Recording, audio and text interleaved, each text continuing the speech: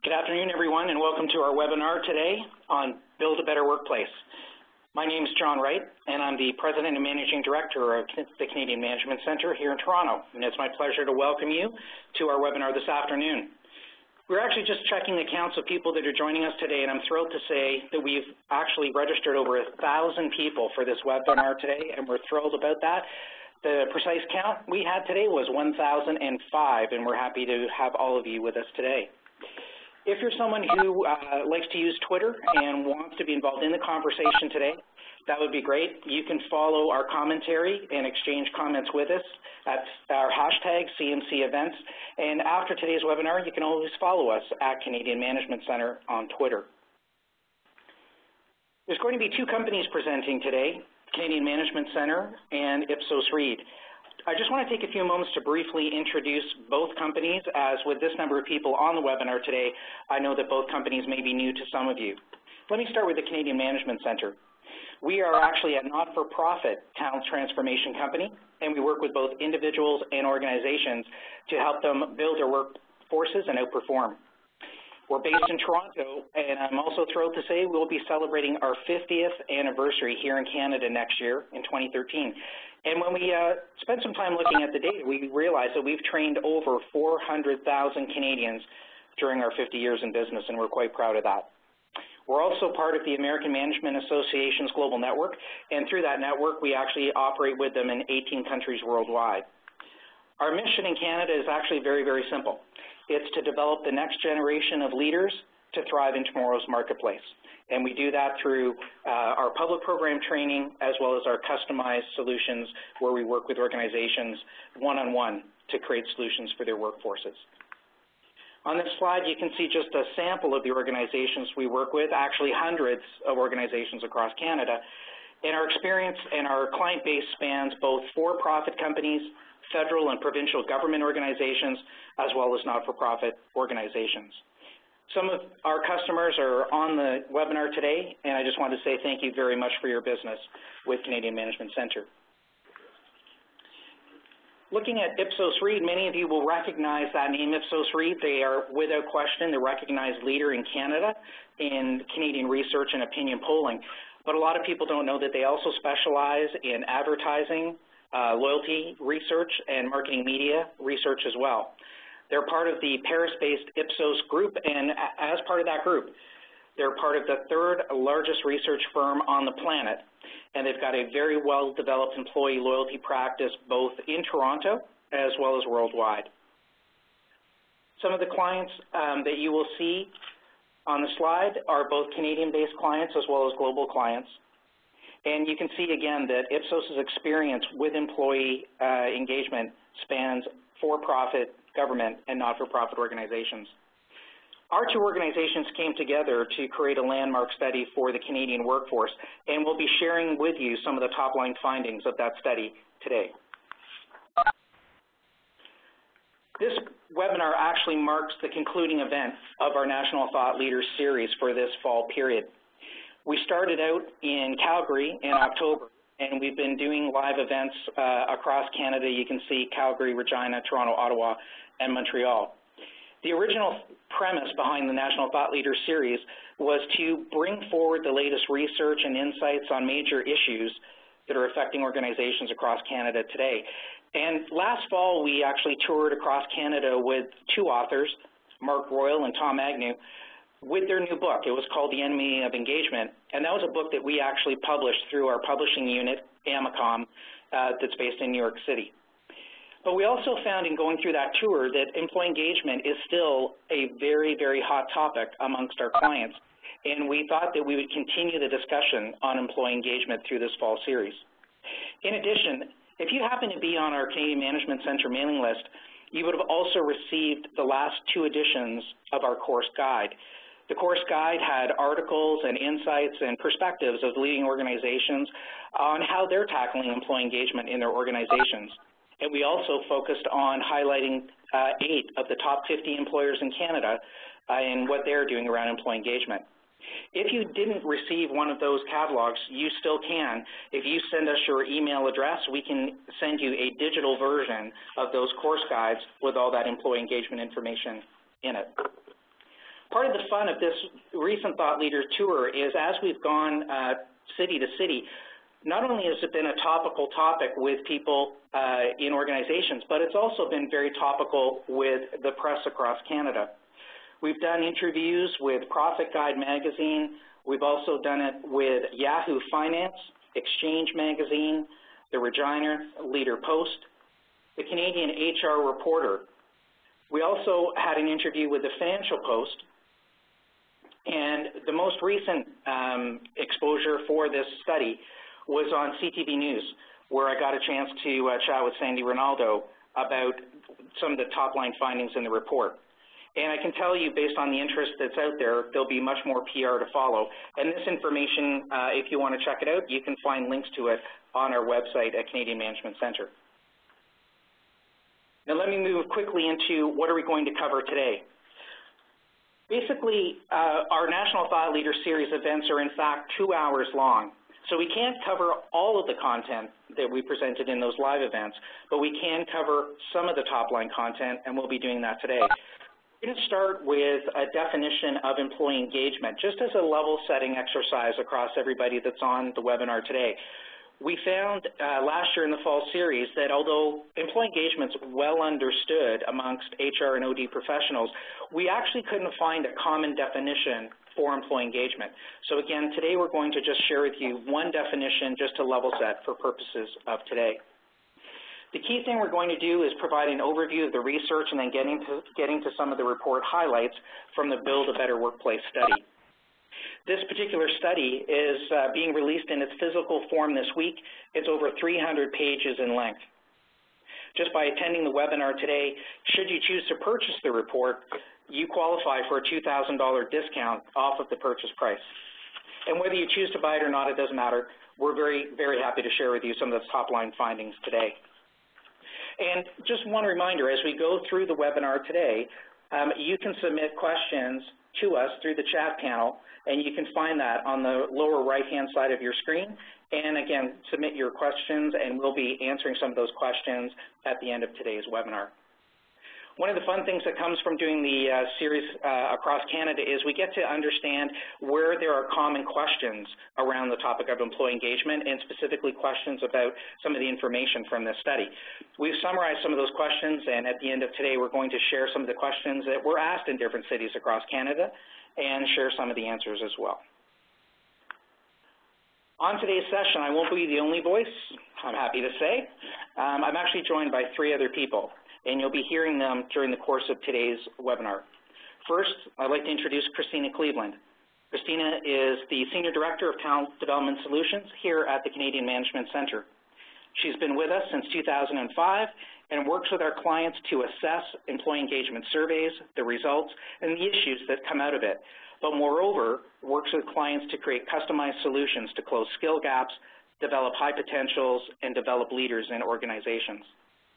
Christina has a very strong background in human resources and organizational design stemming from the financial services industry, and she also develops training solutions for our clients leveraging both her adult education background as well as her CTDP designation.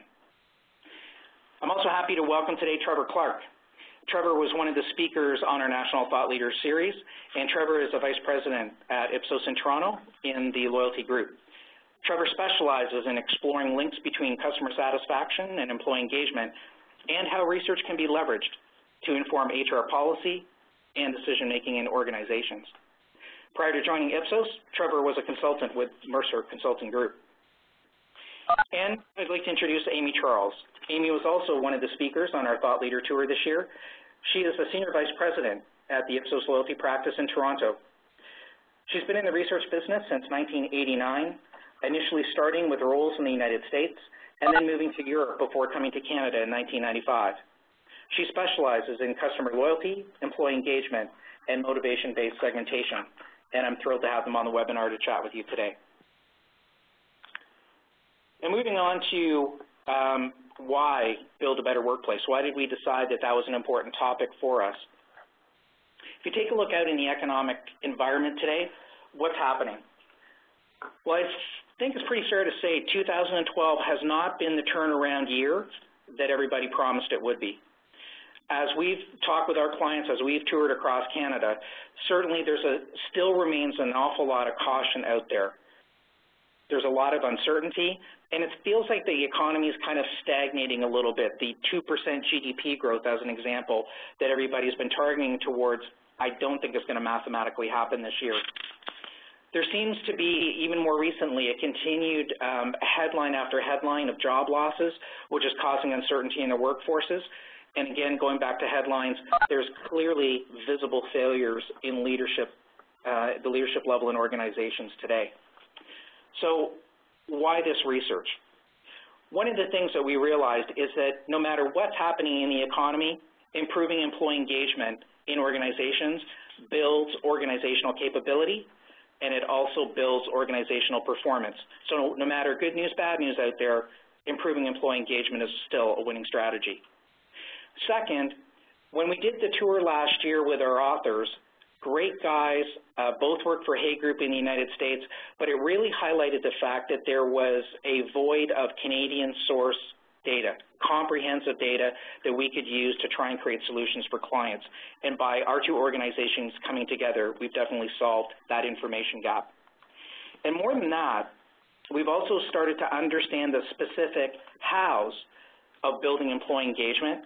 And this is based on a brand new employee engagement model, which is not just a descriptive model, but in fact a math-based model to show exactly how employee engagement can be driven by taking very specific actions.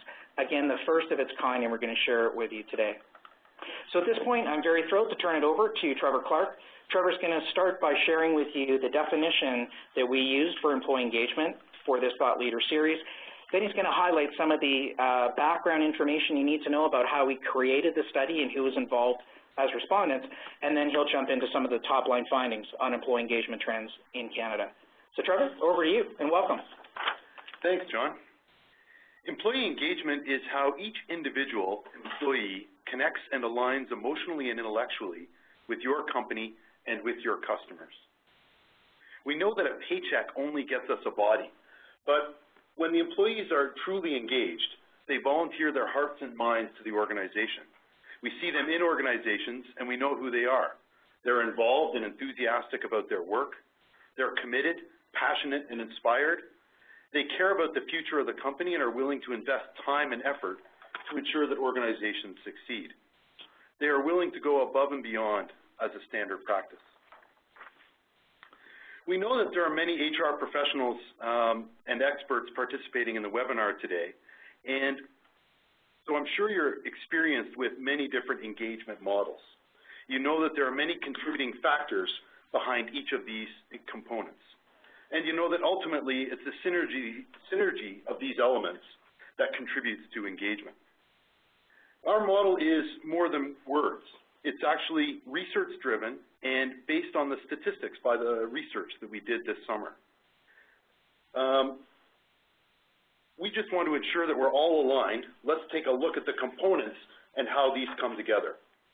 The Build a Better Workplace study explores the intricate set of relationships employees have with their employer, relationships with coworkers, their bosses, leaders, customers, and of course there is the emotional connection an employee has with the work that they do.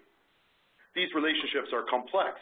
There's no one path to engaging an employee. When we ask Canadians to tell us about these relationships, we then use the results of the employee research to understand what impacts the way that employees feel about their work. The research has shown us that employee engagement is driven by 4 core factors. This is not a conceptual framework, but rather an empirically based model.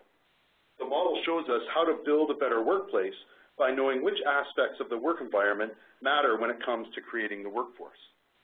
The heart of employee engagement is an employee's loyalty to the organization. In order to be engaged, employees not only need to be satisfied with their job, they need to feel involved and have enough information to align their efforts to the purpose of the organization. So let's have a look at the background of the survey.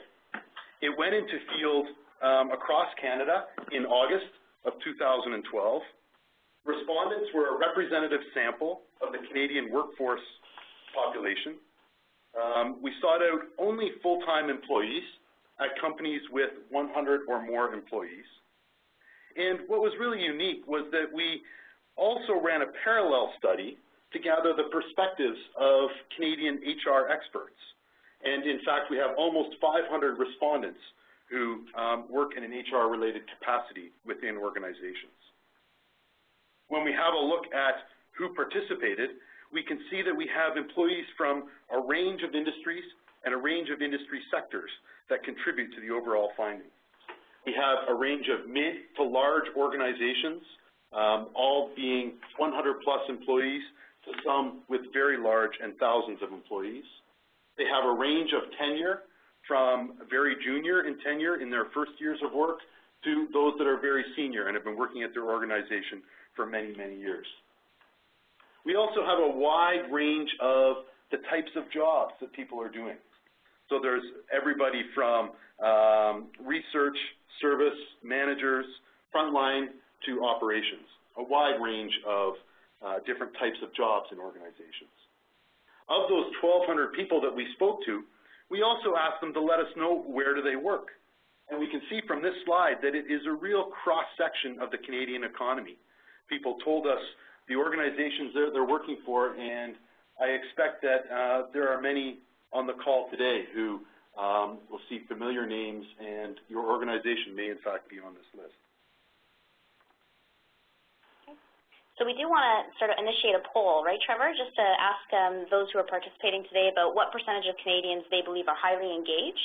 So we're going to open up a poll right now on the right-hand side of your screen and just ask you to submit a response within there about the percentage of Canadians you believe are highly engaged.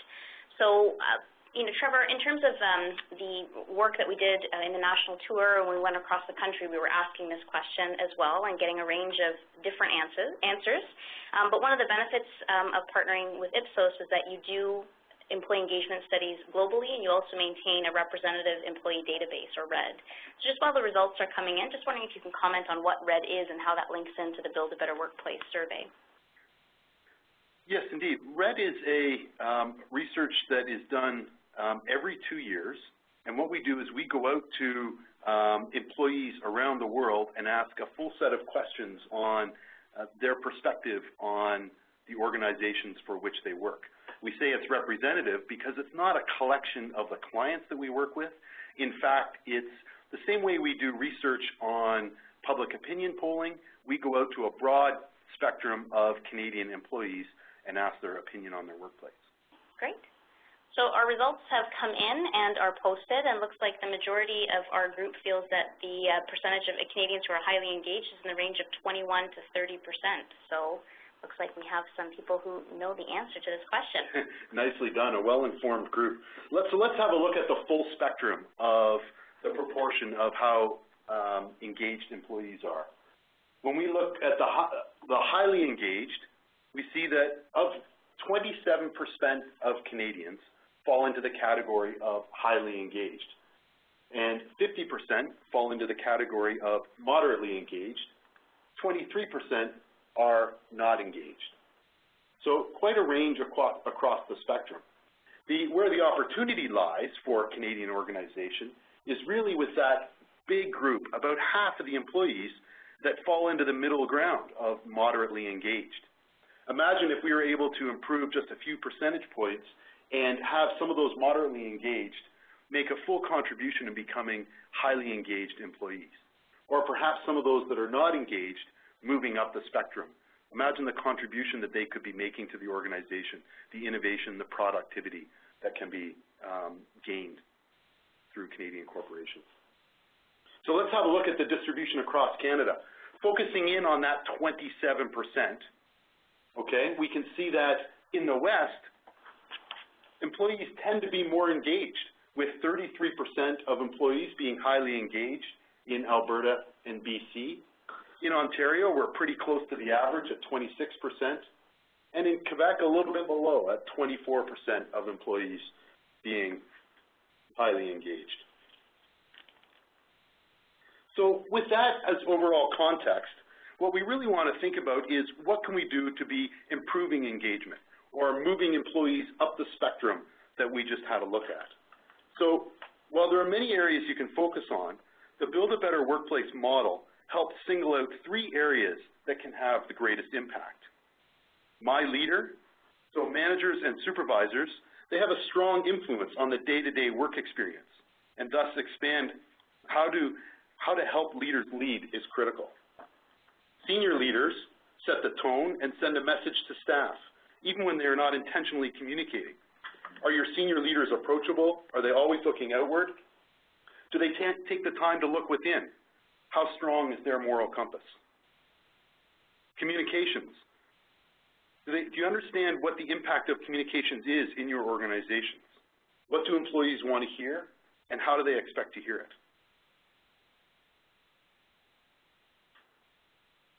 So with that, what do we know for sure?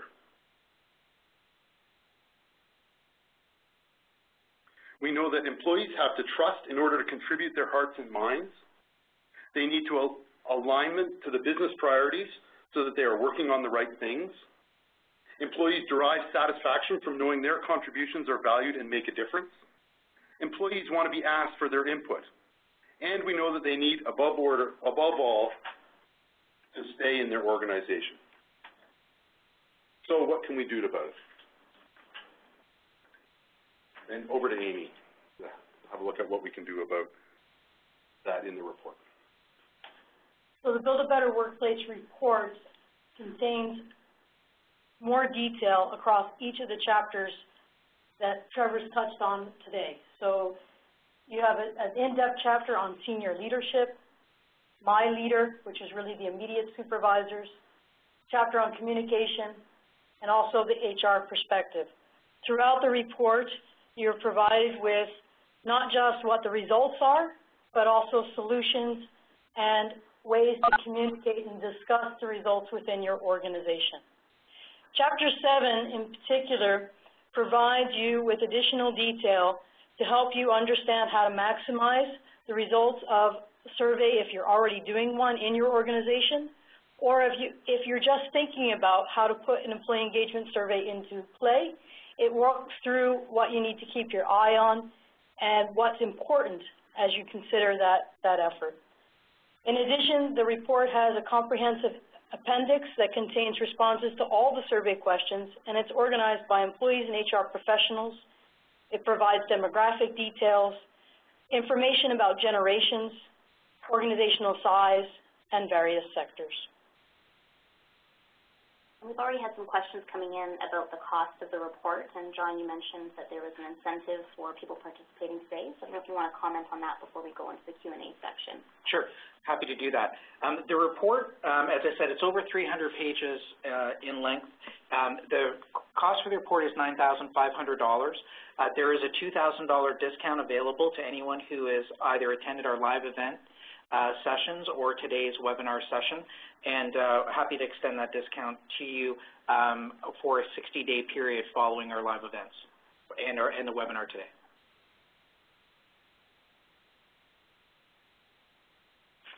So now we're going to go into the Q&A session, and as I said early on, what's kind of fun about these live events is we get to find the questions that are on people's minds and share that so that you have that feeling of, I'm not alone. A lot of people are asking this question. So we saw questions and themes, and I'm going to start off with one with Trevor. Trevor, you just highlighted quickly the top-line employee engagement model. I'm wondering if you can go forward and just talk about the relationship between those components of my leader, senior leadership, and communications. Thanks, John. Yes, indeed. So when we did looking at a detailed set of results, we found that, of course, many of these concepts are very interrelated. And one of the insights that we gained out of the measurement of those relationships is how these different components are all connected. So what matters when it comes to how employees are managed, what do employees need from senior leadership, and how does the way that organization communicate impact the way an employee performs? When we take action in these multiple different areas, we see that the improvements are cascading throughout the model. So the area of senior leadership, for example, if we were to make improvements in that area, we can see that it really has an impact on the employee's perspective on alignment. So do employees understand the direction, and are they committed to the direction that the organization is going? When we focus on the area of my leader, that really impacts an employee's satisfaction with their job, right? Their day-to-day aspect of their work, both the satisfaction with their job and the workplace overall. And that's the area that the my leader has the most impact. Communications are really connected to involvement and drive the areas of involvement. So the better that communications are achieved throughout the organizations, we see real improvements in employees' motivations and the internal contribution that each individual employee makes. And that has an overall impact on loyalty and employee engagement. Great, thank you. Moving on to a second question, and this one was interesting because as we went through our fall National Thought Leader series and then went through this most recent one over the last 2 months, there's been a lot of conversation around organizations and how busy everybody is, and basically this idea of how do busy organizations make time for employee engagement, and how do we get started if we're not already on that journey. But one of the things that came up in the conversations around the tables was even companies that are on the journey of employee engagement and they've got a lot of initiatives happening in their company, they were saying to us and saying to me specifically that their most recent studies are showing that their employee engagement rates are somewhat flat or even declining. So Trevor, this kind of begs the question of how do we make it easier, and can this report help companies make it easier to know the short list of things they can be doing and know with certainty that they're taking action against the right activities that are actually going to impact employee engagement rates in the right direction too? Sure. And really what it comes down to is, without question, we're in an environment of scarce resources. Everybody is feeling the time pressure and the resources connected to how can we get more of this work done. So let's have a look back at the employee engagement model, and this can be used as a tool to help identify and set priorities within an organization so that we can decide where should we put our effort, what should be done first. We chatted a little bit about the different components in the organization, whether it's leaders and managers, senior leadership that making the effort, or overall working on communications. The model actually goes a layer deeper into that to look at what are the different drivers of those different issues. For example, when we look at senior leadership, there's a full set of components under that. What drives senior leadership, and what can we do to be improving the perspective from senior leadership as it cascades through. So then, how do we make decisions? What kind of tools can we use to set priorities? And one of the tools that is recommended in the report is to use a priority matrix or a quadrant analysis, where we can take the different drivers, the different issues that we can be working on, and plot them on a grid to help us make the decision about where to start, where should we put the effort. And this priority matrix along the bottom of the axis is having a look at the impact that a measure has on employee engagement, and the vertical axis is the score. How is it performing? And by having a look at those, we can see that we can divide areas into what are our areas of strength, because those are the areas where our identified scores are doing relative to the others pretty well, and they have a high impact on employee engagement. Now, we also have priority areas for improvement. So those are areas where, in relative terms, scores are not as strong, and they also have a high impact on engagement. So that's why it becomes a primary area. Those are in the bottom right are areas that really do need some attention. On the left-hand side are secondary areas, both strengths and areas for improvement, because they're not as strongly connected. When we have a look at senior leadership, we can see that communication from the top is the one area that comes out in the bottom right, as a priority area for improvement. So using that model in the report helps focus and gives an indicator of where should organizations start. And in fact, what we've done in the report is cascaded that set of analysis so that we can gain insight out of the priorities that are made through each of the different components of the organization.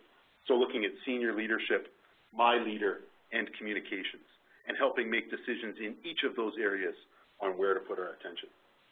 I think from my perspective, what's kind of cool about the model and the power that it gives you when you're talking with leadership teams inside organizations is it's truly a compass. It helps you set direction, set priority, and give you tools so that you know with certainty the types of things you should be doing and really not doing as you're trying to plan out your employee engagement initiatives. So we're going to move to another question that came up during the series, and I'm going to bring Christina Cleveland back into the conversation for this question. Christina works with a lot of HR professionals on a daily basis, and one of the things that Trevor mentioned was the fact that for the very first time, we've been able to create a parallel study and comparison between attitudes of the Canadian workforce in comparison with the same questions asked of HR professionals. And as Trevor mentioned, we had almost 500 respondents. What was truly interesting was there was a very consistent trend as we went through the data results from that comparison.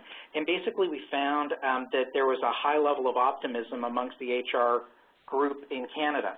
So I'm going to turn the question over to Christina, which is, what else did you learn about HR professionals from the survey?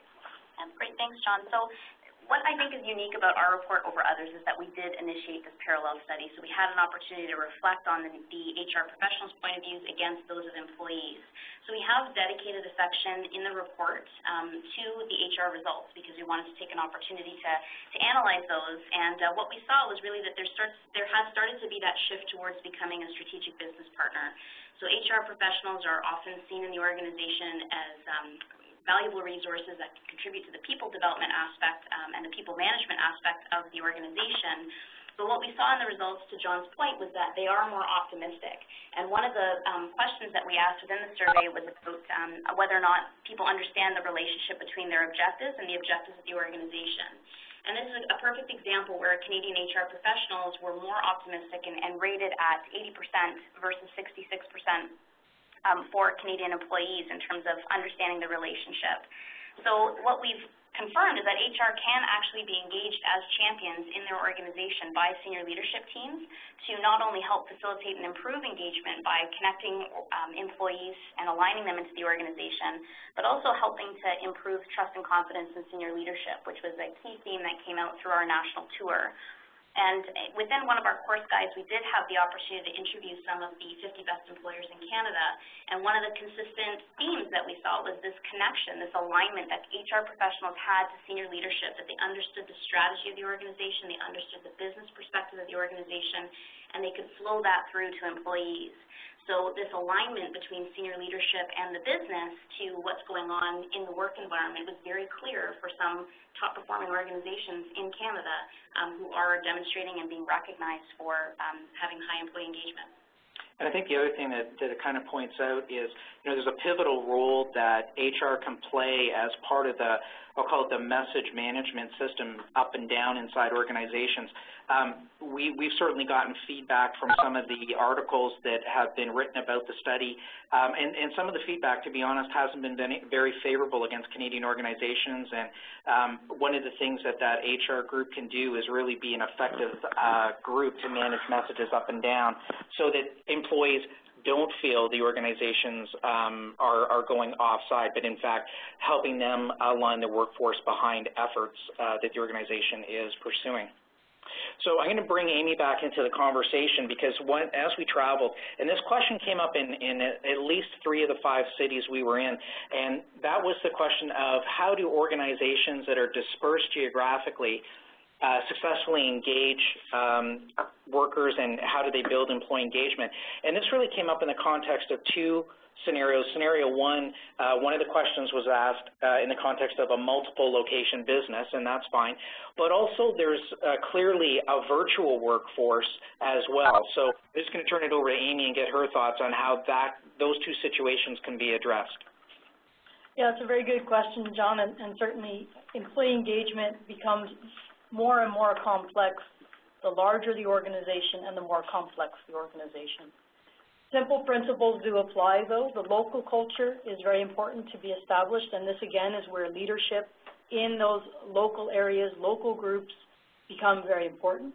But there also needs to be a unifying culture and a unifying set of messages that help link employees together. So whether you're an employee who mostly is out in the field, or whether you are at the home office or a satellite office, you need to invest in developing messaging and communications that help connect employees to one another. Simple acts of helping employees know who to contact, even if they're not in their local office, but who could help them on a project. And some of the ways that organizations do that effectively is by creating employee forums, for example, or by actively looking to create integrated projects so that some of that sharing gets spread throughout the organization. So those are two ways that companies are doing that. Great. And of course, where it can be done, there's never a bad thing when leaders can get out to those physical locations, make connections, and start to build personal relationships. So no downside to doing that. Next question, again, this one was a question that came up in 3 of the 5 cities we were in, and I'm asking Christina and Trevor to come back in and comment on this. It was a very consistent theme. There seems to be some struggles in organizations, especially HR professionals, trying to engage their senior leadership teams and trying to make them understand that they, in some cases, are part of the employee engagement problem, but they can certainly and must be part of the employee engagement solution. So the question that we want to chat about now is, how can you help me have this discussion with senior leaders in my organization? And I'll start with Christina first. Yeah, and we've got some questions coming on the chat panel that are aligned to this question, so hopefully we'll be able to address some of that, not only with senior leaders, but also with your direct leader. How do you start that conversation about employee engagement with your direct boss? So in the previous question that I had responded to, HR is trying to influence senior leaders to get their attention, to commit to strategic initiatives that are going to improve engagement versus just having flavor of the month style activities or new initiatives that come out. One of the things that comes to mind for me as it relates to senior leaders is the show Undercover Boss. And there's Undercover Boss in the U.S. and Undercover Boss in Canada. And we've seen in that particular show that until senior leaders are actually in the weeds and they're getting involved and seeing the impact on customers, seeing innovation happening on the front lines, that they don't really realize how many great ideas are at the front line of the organization. And they've got these, great eye-opening experiences. But the challenge is that if you don't see it, you don't understand it, you don't know how to manage it. So it does take time. There is a change curve that these senior leaders are moving through. It'll start with denial. We don't need to do it, or resistance. Maybe it hasn't worked before. And then you start getting into exploration, like what are we talking about? What's it going to look like? What's it going to take for us to make a difference? So it's important that you're prepared to speak their language. So we've got this model of the service value profit chain, which many people are probably familiar with. There's been lots of studies published, different versions of the model produced. One of the most popular one is through Harvard Business School. But really, you have to focus on the factors that drive profitability. You have to speak their language and make a connection about the impact that employee engagement will have on customer loyalty, on increasing revenue and profitability, delivering on shareholder value, delivering citizen-centric service for those of you in public sector organizations. So there's direct connections between being able to get the best out of your employees, get their brains working at full capacity. So innovating, providing ideas, rallying around corporate goals, understanding what they need to do to deliver effective service will lead to that successful outcome. So it seems like a tall order, and the question comes up about where do I start first? And so again, one of the things that we've integrated within the report is we've tried to preempt that so that we can help you start to have those conversations and help you direct effort and attention on the things that are going to matter most. So I'm going to ask Trevor just to comment on the simulator that we have integrated within the report, because that'll help people focus on what's going to really make a difference. Yes, indeed. Thanks, Christina. As we've been working with organizations in employee engagement programs, there's been a real progression through, especially with senior leadership, when we stand up in front of senior leaders and present the results to them, most organizations go through this progression of, at first it's interesting, they're interested to see the results, and then the next year they're pretty eager to see, how did we do? When we really start to see change happen is when measures start to go on performance scorecards. And that's when we really see a shift around the leadership tables of people wanting to get at the numbers and get at the data. And so one of the things that we wanted to do was create a simulator so that organizations could start to put in perspective some of those requests that they get from leadership on how big of change can we expect, where should we put our effort first, if we're to put our effort there, what might we expect to happen through the organization. And so I'd like to show you briefly an example of the simulator that we can use. And so here we have all of the different drivers as they're mapped out in our model. And what I want to do is use senior leadership as an example. And so if we were to click on senior leadership in the simulator, click on the little button, that improves on the 5-point scale. If we were to move from a 3 to a 4 on the 5-point scale, so up by 1, we see in the left-hand corner that we can watch the improvements cascade right through our employee engagement model. And this is where we can see the increases in alignment, we can see the increase in satisfaction, in loyalty, and an overall improvement of employee engagement of 2.7, or about 3%. And so this is a tool that you can be using, whether it's in the area of senior leadership, the different drivers below, you can see that there are different pieces that make up senior leadership, also in communication, and all the different My Leader and team management components. So each of those can be clicked on, and you can look at independently to see what kind of change you might expect to cascade throughout the organization. And this, once again, is from a Canadian perspective. So it's based on the organization, or sorry, the 1,200 responses across Canada. And this simulator works hand in hand with the priority matrix, right? You've got the priority matrix to help you decide where you may want to focus your efforts, but then this gets more predictive in when you take action. This helps calculate the exact impact that you can have. So when you're trying to create that business case for organizations and setting aside money for certain initiatives, this is going to help that conversation a lot.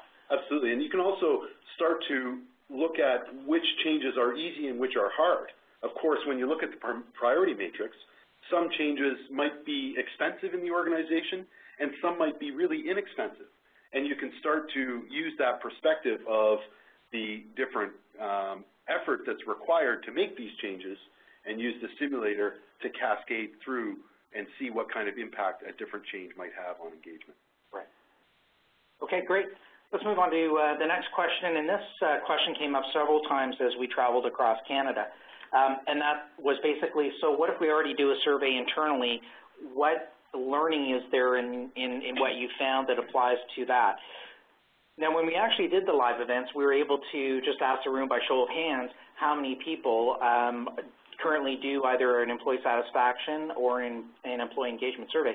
So we're going to do that sort of virtually today and just ask a simple poll question, which is whether or not you actually do an employee engagement survey in your organization, if you've done one in the last 5 years. So simple yes or no poll question.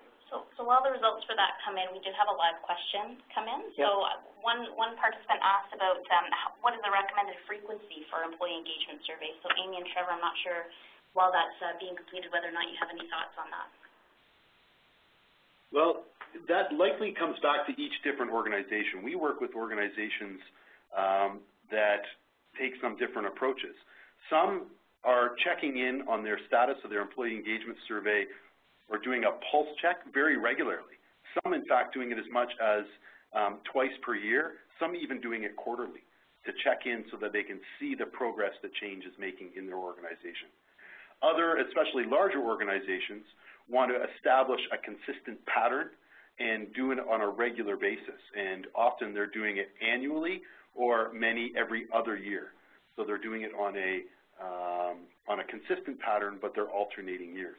Often it has to do with the time it takes for change to occur within your organization and understanding the magnitude and the size of that action that has to be taken. Right. What you really want to consider is that you're not going back out to do research before anything's been done on the previous set of results, right? So that's probably the biggest indicator, is how quickly are results being disseminated and then action being taken. And that was kind of an interesting thing that came up. It was a bit unexpected as we asked people in the different rooms across Canada how many of you are doing a survey, and I would say most of the room said yes, and the poll today says 75% of the people that are on the webinar today are doing some kind of employee measurement, so that's fairly consistent. What was interesting was when we then said how many people are creating action plans, about the same number, virtually 100% of organizations said, yes, we are creating action plans. And then we asked people to keep their hand up if they completed their action plans before they went back and did their next measurement cycle. And I can tell you only 2 people out of the hundreds that were in the rooms at our live events, only 2 people said yes. Only 2. So 1 person in Regina and 1 person in Toronto, and that was it. Everybody else said, no, we don't actually complete our action plans before we go and remeasure. So either the frequency of measurement may be too quick, or what I think is really happening is the laundry list of action items is way too long, and people don't know with certainty what actions they should be prioritizing. So all of that to say, there are solutions in the report to help do that. So Christine, is there anything else you want to jump in on? Well, I just wanted to contribute that with Build a Better Workplace, it's not a question of or, it's an and. So the report will supplement whatever efforts you're currently taking inside your organization to measure engagement. So we anticipated different users for the report. So we thought about people who might be in a situation where they don't have a survey. So they've never completed one before. Build a Better Workplace will help you shape some of the questions that you can ask within your organization that'll get to the right information that are connected to the model that we've mapped out earlier for you. Or you may be in a situation, as John described, where you've done a survey. You've done a survey multiple times. You have the results, and now you're trying to figure out where can I invest time and effort? Where can I get impact? So again, Build a Better Workplace will help you map out some of those priority areas using the priority matrix, using the simulator, so that you can align your efforts to the objectives of the organization and ultimately facilitating engagement. And the third group I thought about were those who have some baggage. So these are the individuals who have completed surveys, who have initiated those long laundry lists, but haven't been able to see any impact. So the results aren't shifting, or they're moving in the opposite direction. And what we've tried to do within this report is provide you with solutions and some strategies so that you can look at those organizational components that Trevor mentioned earlier, my leader, senior leadership, and communications, and really start to find some turnkey solutions that are going to work in your organization so that we're helping you to answer the now what, and hopefully helping you to really invest the time and effort on the right things. But one of the points that I want to make, based on some of the questions that are coming in, people have asked about the difference between engagement and satisfaction. And one of the messages, Trevor and Amy, I'll ask you to comment on this as well, is that if you're measuring only satisfaction, you're missing out. So it's really, there are other factors that are contributing to engagement that we have to look at and we have to talk about. So I'm not sure, Amy or Trevor, if you want to comment on that. Well, it is true. I mean, most employee surveys do a very good job of measuring employee satisfaction. But if you don't understand the other components of what motivates an employee, you're missing out. You're missing out on how to tap top talent. And the other is that if employees are going in a different direction and aren't aligned to your organization, you also stand a chance of them potentially disengaging employees around them, because their enthusiasm might be great, but if it's not aligned with where the customer focus is of the organization or the strategy of the organization, they're going to be bending in a different direction. Okay. So we're going to jump into the open chat Q&A, and I just want to, again, direct your attention to the lower right-hand corner. You can ask chat questions there, and I'll bring Christina and Trevor and Amy into the conversation. Just before we hop into that, I just want to highlight and close off the chat about the report. Clearly, it's got tremendous information in it. It's very adaptable across all different sectors. There's 25 different sectors of companies that were analyzed within this report. The information's very actionable. You can use it to be a catalyst for conversations with senior leaders inside your organization. And there's even advice on how to develop a business case for some of the initiatives you may want to take on inside your company. It helps through the priority matrix and the simulator and other tools to allow you to know what to focus on. And the last thing is, because it's predictive, it's very, very helpful in knowing how and how much you can achieve in getting results to your initiatives. So as was asked earlier, the price of the report is $9,500, but again, by being on the webinar today, you qualify for a one-time $2,000 discount over the next 60 days. The way that you can actually order the report is to call us at the Canadian Management Centre, and our 1-800 number is there. Or if you go to our website, which is cmcoutperform.com, you can see the links to the order form for the report there, and we can ship that out to you. And as I said, it's a tremendous tool, over 300 pages of critical information. So now we want to go over to the chat panel and find out what's been on the minds of people today. I think one thing I want to jump on, Trevor, is clearly in looking at people that are on the webinar today, we've got a number of people working for private sector organizations. We didn't get a lot of time to talk about the trust and confidence issues in that sector, but we know from our live events that there's clearly an issue in public sector and a drop in confidence in senior leaders. And I just wonder if you can just comment on that, because it was very surprising once you guys were able to pull the data apart and be able to compare the private sector result versus the public sector result and seeing that significant drop. Yes, indeed. When we had a look at those two groups, separating out private sector versus public sector, especially around trust and confidence in senior leadership, we saw about a 12-point gap between the two. Not that the private sector was only at about just shy of 50% of employees having confidence in their senior leadership, so that's not particularly strong. But where we did definitely see a drop was in the area of the public sector, down to about 38%. Only 38% of people in the public sector having confidence in the senior leadership of their organization. So we found that to be quite a strong number, and that the public sector, without question, is going to be facing some hard challenges in the area of employee engagement, and how are public sector organizations going to engage the workforce in such a challenging environment. And a question that came in from someone who was at one of our live events, they just asked if we could just recap the information that we shared on generational differences. One of the things that Ipsos was able to do was to pull the data apart into distinct age groups. So we were able to look at the Gen X, Gen Y, baby boomers, and generationals, and pull the data apart and look at it that way. So I'm just wondering if you could just comment briefly on some of that generational information that's contained in the report. One of the things that stood out was with Generation X, in fact, that group that's in the middle. Generation Y is getting a lot of attention in the media and in organizations lately. And baby boomers, of course, make up the largest group of employees across Canada. Where we saw challenges was with Generation X. They were really coming out as the sandwich effect was taking place. And when we looked at, as an example, confidence in senior leadership, they were a group, Gen X, that had a really much lower than the other generations in terms of their confidence in senior leadership.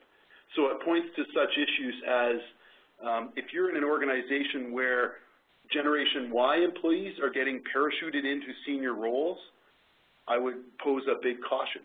Also, the baby boomers that we've been chatting about for so many years, about to be retiring, Generation X are looking carefully at those and watching those employees, and they're definitely feeling squished in the middle between the other two generations. Yeah, it sort of got characterized as we went across the country. The Gen X group's a bit like the middle child in the family, and so although the focus in a lot of the articles and discussions have been on Gen Ys and how the workforce needs to adapt to their particular outlook on life and work, I think, as Trevor mentioned, the Gen X group, there's actually a big risk there because they really are in position to be your next generation of leaders, and yet we're seeing that their confidence level in leaders is dropping quite precipitously versus those other groups.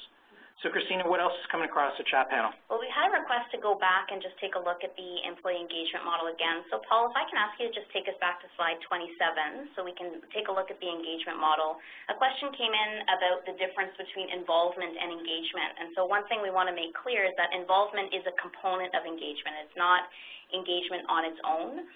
So, Trevor, I don't know if you could just take a minute just to reiterate again how the construct of the model comes together.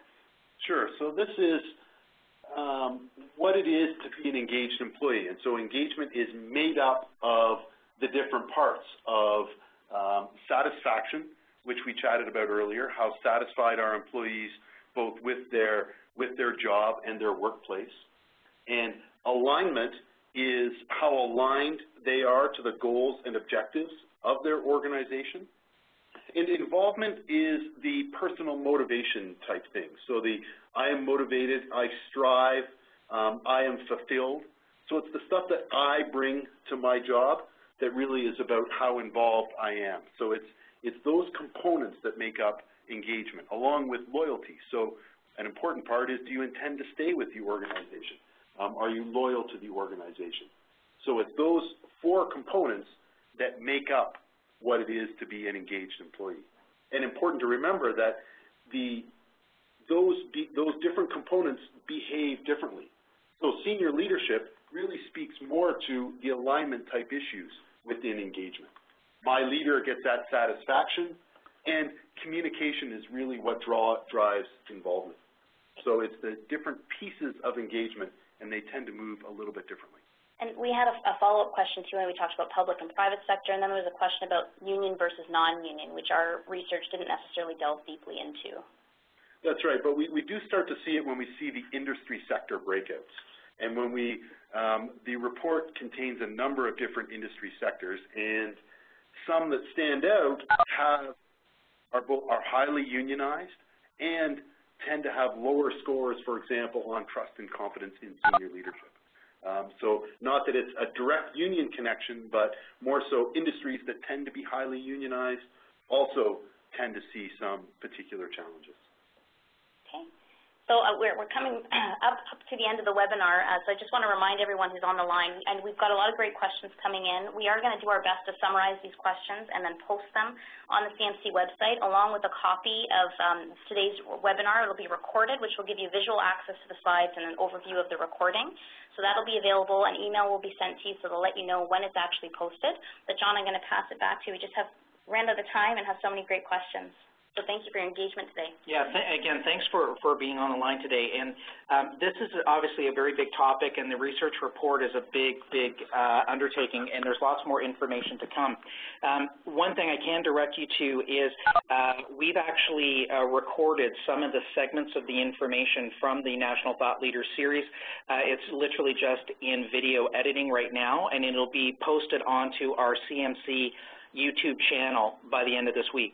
So if you just go to YouTube, go into search, put in Canadian Management Center, you'll be able to have access to some of those segments, and it'll help fill in a bit of the information gaps on some of the things we've talked about, such as the level of trust in what leaders say across Canada, and frankly, how shockingly low that is.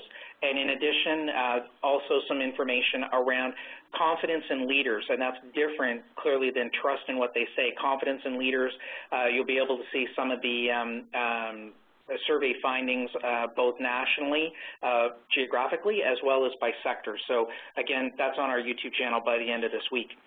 Just like to thank people for being on the webinar today, and as you exit, there'll be a survey for you to complete. If you could please just take a few moments, just give us your suggestions, your feedback, comments. We are always appreciative to get that feedback.